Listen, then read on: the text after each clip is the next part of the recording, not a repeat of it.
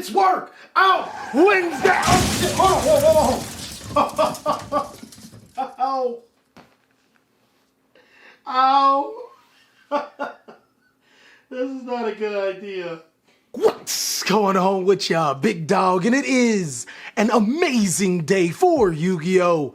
I hope that your day is going phenomenal, but if it isn't, don't let what happened at the beginning of your day ruin the rest of your day. Speaking of such, it is Workout Wednesday, a time of the week where we talk about fitness advice to either get you started on your journey, and if you already are, we'll give you the strength to be able to push forward so we can be too strong.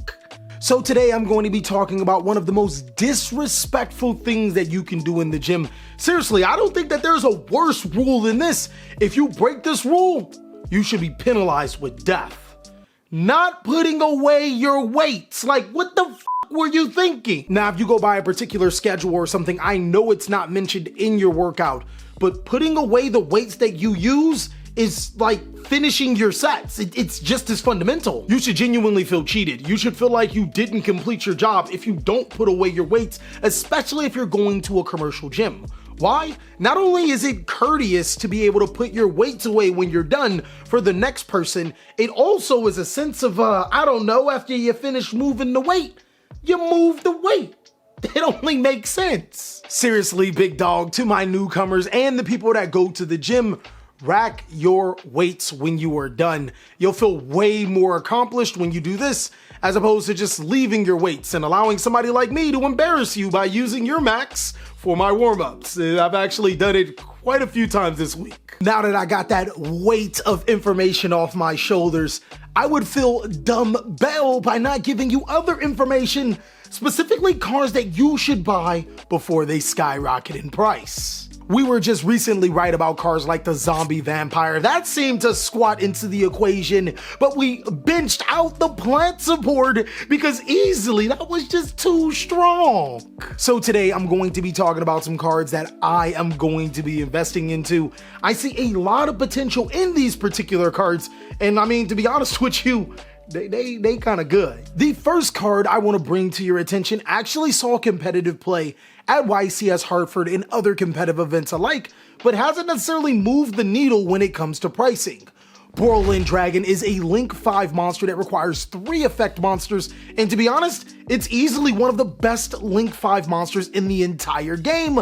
No disrespect to Goth Mommy. Goth Mommy is underworld goddess of the closed world, and if you've seen enough cartoons when you grew up at a time like me, you don't have a weakness for goth girls. No, not at all. Borland Dragon, what the fuck? Hold on, time. Wait, it really does all this? It's more broken than I thought. Borland Dragon cannot be destroyed by battle or card effects, and also can't be targeted by your opponent's monster effects. To make things better, Borland is gonna follow its cousin Boral Sword Dragon and can attack each of your opponent's monsters once each. On top of that, if you have a rocket monster in your graveyard, you can negate an opponent's monster on the field and special summon the rocket monster from your graveyard back to your side of the field. This card is good. Also, just like almost any other Boral card, it has the effect that your opponent can't activate cards and effects in response to this monster's effects. So there we have it. Now what makes things ridiculously crazy is that Borland Dragon is only $1. Now granted, this card did come out of Ghosts from the Past too, meaning that there are tons of copies in circulation, but Borland Dragon is easily one of the best boss monsters in Yu-Gi-Oh! And it being generic only adds fuel to the fire, as well as an extremely hard card to get rid of. Silence, you mere mortal, for I have finally figured out the formula to beat Calidon. Yes, his Flew Under Reach strategy is one of the best strategies in Yu-Gi-Oh! But that's because I haven't leaked out this information that my trusty steeds have brought to me. The forbidden chalice to beating Flew Under Reach is easily mistaken arrest. This quick play spell card prevents players from searching until the end of your next turn.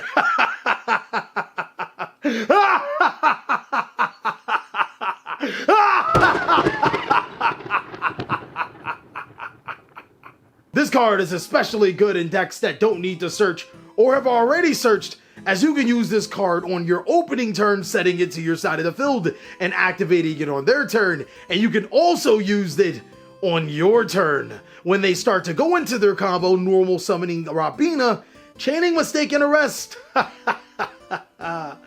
I want to see Callie the Don play out of this. Smells like victory, tastes like victory. With both King Callie and Callie the Don taking it a step further with their beef, we're probably gonna need some protection from their activated effects. I think that's where Psychic In Punisher from the Dimension Force comes in. This card is actually amazing. This monster is unaffected by your opponent's activated effects. That's actually really good when your opponent wants to use a card like Mirror Jade to be able to get over this card. Well, I mean, if their life points are higher, which odds are they might be, it ain't happening. This card also allows you to banish a monster on your side of the field, including itself or a different monster, to be able to out an opponent's card like Anti-Spell Fragrance or a card like There Can Be Only One, very popular cards in the Yu-Gi-Oh format right now. But its last effect is icing on the cake, is creme de la crop. At the start of the battle phase, this card gains attack points equal to the differential between you and your opponent's life points. Calculating all the burn cards in Yu-Gi-Oh! I mean, there's Masquerade, the Blazing Dragon, there's that Fluenderie spell card that gives them life points, that's a differential. There's Long Yuan. Yo! We can make this card big. Psychic In Punisher comes out as one of the most deadly Synchro 11 cards in the game, and right now, at its base price, it's only $20. I can see a strategy breaking the effect of Psychic In Punisher's second ability, banishing monsters on your side of the field, really taking advantage of this card. But even until then, this is easily one of the best Synchro 11 monsters, and I feel it's severely undervalued. You know, it's been really interesting that Callie talk about potential, because I just so happen to know a card with genuine potential.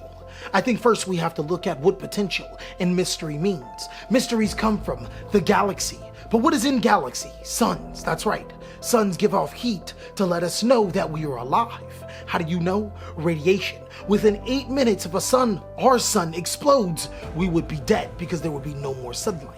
That's how long it would take for the sun's radiation to stop meeting us. But what's more important, what is the sun? Star. Without the stars, there's no cold. Without the cold, there's no frost. Everything freezes over, meaning that this is Starfrost is the next powerful card.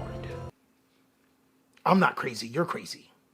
The reason why I say this is because Viscous Starfrost allows you to target a monster on your field that doesn't have the same type and attribute as this card, destroy it, and summon Starfrost to your side of the field. I think Outback Callie would love to use Viscous Starfrost on a monster like Baby Ceresaurus, destroy the baby, summon a level 6 tuner monster to his side of the field, get a Soul-Eating Alpharaptor, which can lead him to make Bet on the Floor. My brain is really big right now. We've been thinking about huge dino plays here.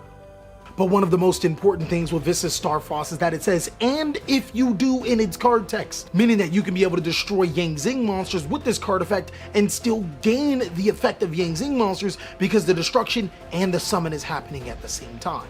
Now, Viscous Starfrost does have another effect that's irrelevant, but the main thing is that this is a level 6 tuner monster that's only $8. This is going to be a good card. Thank you, Conspiracy Callie. I genuinely think that Viscous Starfrost can actually have some applications in the near future, if not for a very spicy dino deck. Another card I want to bring to your attention is actually from the Dimension Force set. Its archetype definitely got shafted not getting one of its best cards to allow it to combo, but this card doesn't necessarily need the strategy to be able to be a great card. Scarecrow Tryhard is a Link 3 monster that requires 3 effect monsters, and basically what it reads is that all monsters on the field are changed to defense position, meaning that if you don't play Links, then yeah, your monsters are going straight to defense. Also, this card is unaffected by the effects of monsters that activate in defense position. That's some pretty good protection. It also allows you to special summon a Scarecrow monster from your graveyard to your side of the field in defense position, as well as add a Scarecrow monster from your deck to your hand, but I think that's a little more specific for the Scarecrow strategy.